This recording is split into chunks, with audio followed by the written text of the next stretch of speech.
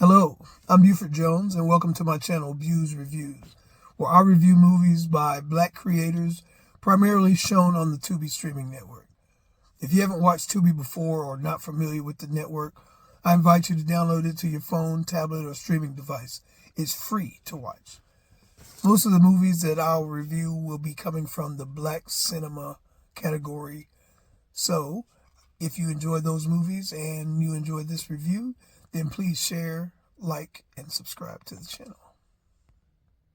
The movie I'll be reviewing today is called You Picked the Wrong One, and it's released in 2025. It was written and directed by Dwayne Alexander Smith and stars Lauren Ford, Maurice Whitfield, and Masira Ross. So let's jump in. The main character in this movie starts out being Damon King, a well-connected Houston-based drug kingpin. From the start of the movie, the point is made that the workers and the people who work with Damon and that he deals with have concerns that his wife, Venus King, is too knowledgeable of his operations. Soon afterwards, we see that Venus is kidnapped by three masked thugs who hold her for ransom, demanding that Damon pay $4 million for her return.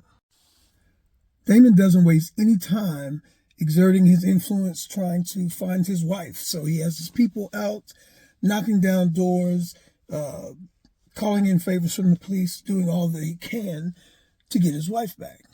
But what he doesn't know is, at the abandoned house where they are keeping his wife, she has revealed to the kidnappers that she is, in fact, the head of the criminal organization and not him. So, in fact, they have kidnapped the wrong one. With wits and cunning and a few surprises thrown in here and there, eventually Venus does outwit and outsmart the inexperienced kidnappers and emerges victorious. Overall, I found the movie enjoyable. A lot of the issues that you see with a lot of movies, like bad sound quality or crazy camera angles, bad film quality, none of those were existent. Everything was good and consistent as it should be. It was fairly obvious to the experienced watcher that the movie was a low-budget movie. However, even within the constraints of a low budget, this movie was well done. This is definitely what would be called a hood movie. However, even in the lane of hood movies, this one was done with a good amount of sophistication. On the downside, a lot of the movie wasn't completely believable, and so that kind of took me out of it at times.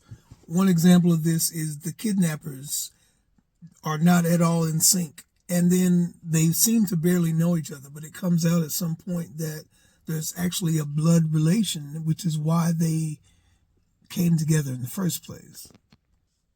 Also, for a hood entrepreneur, Damon has far too much facial recognition.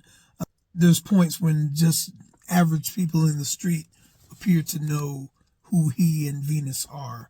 So that strikes me a little weird, considering that they are in a criminal enterprise. And, if people in the hood knew, that's one thing. People on the street, no, I don't believe that.